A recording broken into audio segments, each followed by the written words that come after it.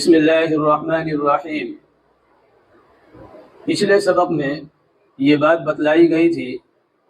کہ تمام عبادتیں اللہ تبارک و تعالیٰ کے یہاں اس وقت مقبول ہوتی ہیں جب ان عبادتوں کے اندر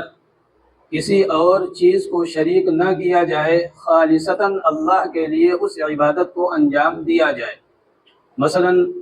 عبادتوں کو انجام دیتے ہوئے اس میں ریا کا شائبہ نہ ہو، شرک کا شائبہ نہ ہو، دوسروں سے اپنی تعریف کروانے کا جذبہ نہ ہو۔ ان تمام چیزوں سے ہٹ کر خالص اللہ تبارک و تعالیٰ کو راضی کرنے کے لیے جب عبادتوں کو انجام دیا جاتا ہے تو اللہ تبارک و تعالیٰ اسے قبول کرتا ہے۔ لہذا معلوم ہوا کہ نماز کی اور دوسری عبادتوں کی قبولیت کے لیے اخلاص نیت ضروری ہے۔ اسی کے ساتھ ساتھ ایک دوسری چیز ہے جس کے بغیر بھی وہ عبادت نہیں بنتی، اللہ اسے قبول نہیں کرتا، اور وہ ہے کہ جن عبادتوں کو آپ انجام دے رہے ہیں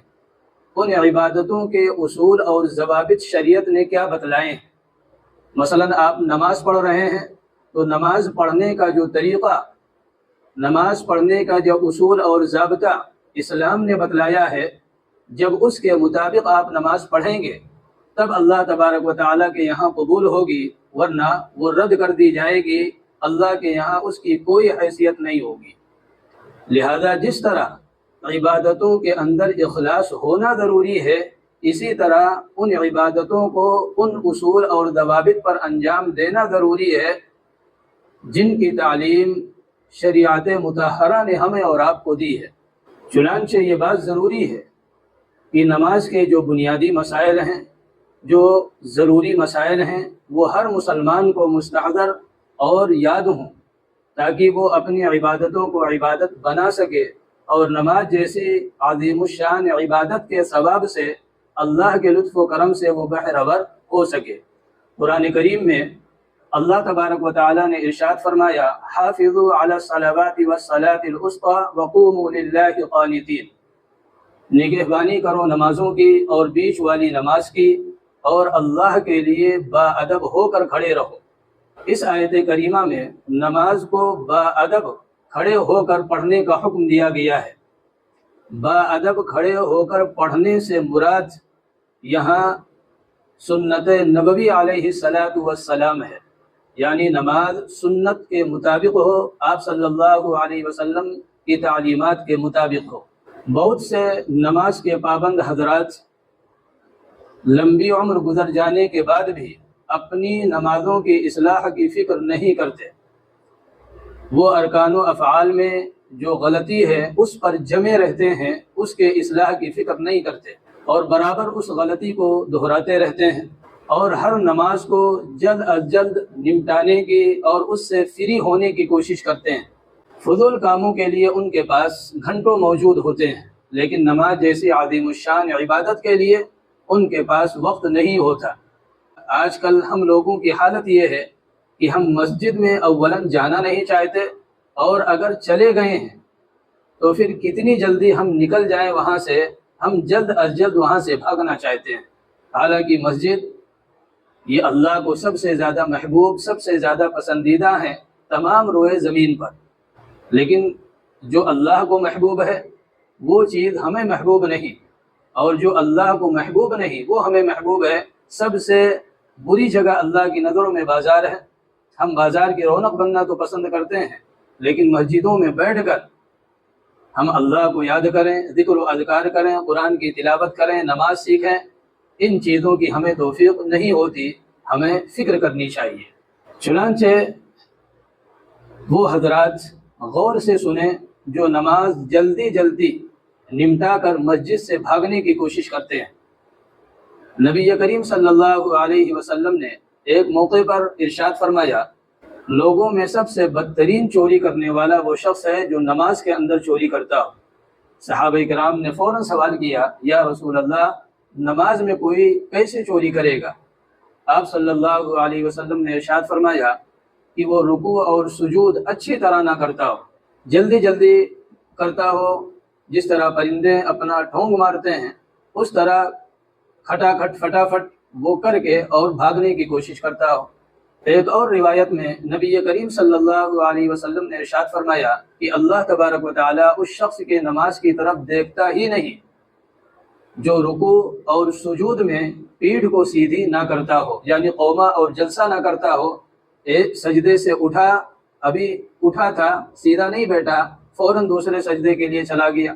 یا رکوع میں تھا، اس کو سیدھا بالکل کھڑا ہونا چاہیے تھا تاکہ تمام اعضاء کے اندر سکون آ جائے، اس کے بعد پھر سجدے کے لیے جانا چاہیے تھا۔ لیکن یہ رکوع سے اٹھا اور تھوڑا بہت اٹھا اور وہیں سے سیدھے سجدے میں چلا گیا، اس نے کمر سیدھی نہیں کی۔ اللہ کے نبی صلی اللہ علیہ وسلم نے فرمایا ایسے نمازی کے نماز کی طرف اللہ تبارک و تعالیٰ دیکھتا ہی نہیں، قبولیت تو دور کی بات ہے۔ لہذا معلوم ہوا کہ نماز کے مسائل سے واقفیت یہ لازم اور ضروری ہے، تاکہ ہم لا علمی اور جہالت کی وجہ سے نماز نہ پڑھنے والوں میں کہیں شامل نہ کر دیے جائیں۔ ہم نے ساری زندگی محنت کی، نماز پڑھی، لیکن وہ اللہ کے یہاں نماز ہے ہی نہیں سرے سے، ہمیں بے نمازیوں کے اندر شامل کر دیا جائے، بے نمازیوں کی صف میں کل قیامت کے دن کھڑا کر دیا جائے۔ لہذا ضروری ہے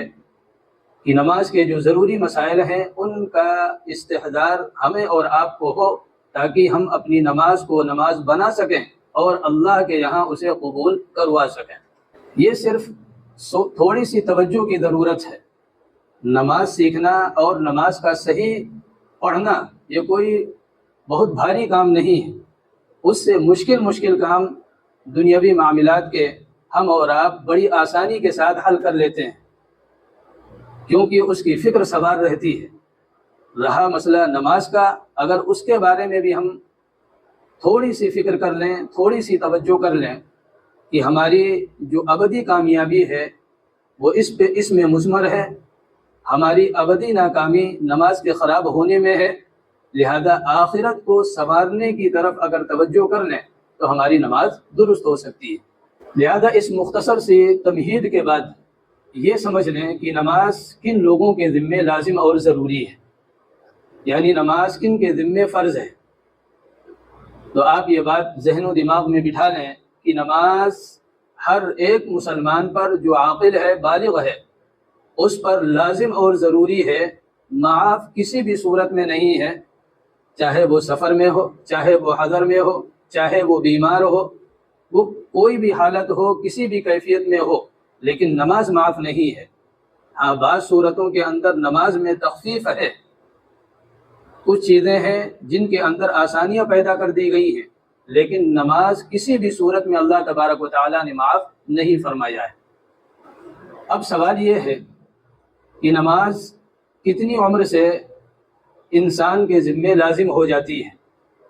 کتنی عمر کا بچہ ہو تو اب اس کے اوپر نماز لازم اور ضروری ہو گئی؟ تو اس کا جواب یہ ہے کہ بالغ ہونے سے۔ اب بالغ کب ہوتا ہے؟ جب بلوغت کی علامات بچے کے اندر پائی جائیں یا بچی کے اندر پائی جائیں، اور اگر بلوغت کی علامت بچے یا بچی کے اندر نہیں پایا گیا تو 15 سال جب عمر کے پورے ہو جائیں گے اور جس دن 16واں شروع ہوگا اسی دن سے شریعت کے جتنے احکام ہیں، جتنی طاعت و فرما برداری کے اوامر ہیں، وہ سب لڑکے اور لڑکی کی طرف متوجہ ہو جائیں گے، یعنی 16ویں سال میں قدم رکھتے ہی اگر بلوغت کی کوئی علامت نہیں پائی گئی ہے تو تمام اسلامی احکامات لڑکے اور لڑکی کے ذمے لازم اور ضروری ہو جائیں گے۔ لیکن اگر بلوغت کی جو علامتیں ہیں وہ پائی گئیں تو جب سے پائی جائیں گی تب سے ان کے اوپر نماز فرض ہو جائے گی، اور اسی طرح جو دوسری عبادتیں ہیں وہ بھی لازم اور ضروری ہو جائیں گی۔ اب بلوغت کی علامت کیا ہے؟ لڑکے میں بلوغت کی علامت یہ ہے کہ اسے احتلام ہو جائے، مثلا وہ سو رہا تھا، اس نے کوئی خواب دیکھا اور اس میں منی خارج ہو گئی، جس کو احتلام کہا جاتا ہے، احتلام ہو جائے۔ یا اس کی شادی ہو چکی تھی، اس نے اپنی بیوی سے جمع کیا، مباشرت کی، وطی کی، اور بیوی حاملہ ہو گئی، تو حمل کا ٹھہر جانا یہ اس کے بالغ ہونے کی علامت ہے۔ یا منی کا خروج ہو جائے۔ اور لڑکی میں بلوغت کی علامت یہ ہے کہ اسے حیض آنا شروع ہو جائے، یا اسے احتلام ہو جائے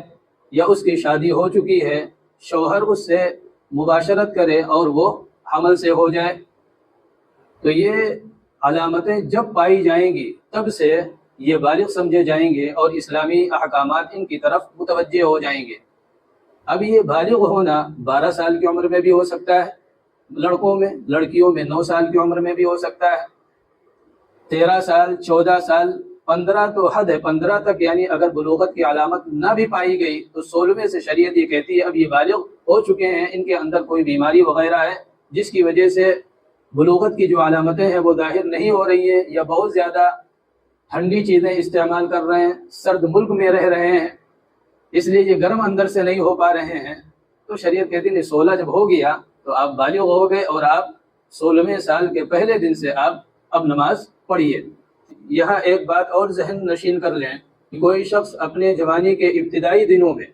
نماز کے اندر اس نے کوتاہی کی، نماز نہیں پڑھی، وہ نماز سے غافل تھا، نماز کی اہمیت کو نہیں جانتا تھا، لیکن زندگی میں آگے چل کر اسے احساس ہوا، نماز کی اہمیت معلوم ہوئی، آخرت کی فکر اسے سوار ہوئی، اب وہ پچھلی نمازوں کی قضا کرنا چاہتا ہے، تو اس صورت میں وہ قضا کس عمر سے کرے گا؟ اسے یاد نہیں ہے میں کب بالغ ہوا تھا، تو اس صورت میں جو مسئلہ لکھا ہے فقہاء کرام نے وہ یہ کہ لڑکا اگر ہے تو 12 سال کی عمر سے وہ اپنی نمازوں کی قضا کرے گا، یعنی 12 سال کی جو عمر ہے اس عمر میں لڑکا بالغ ہو سکتا ہے، لہذا 12 سال سے وہ نماز پڑھے گا اور آگے جہاں تک اس نے چھوڑ رکھا ہے وہاں تک وہ پوری کرے گا،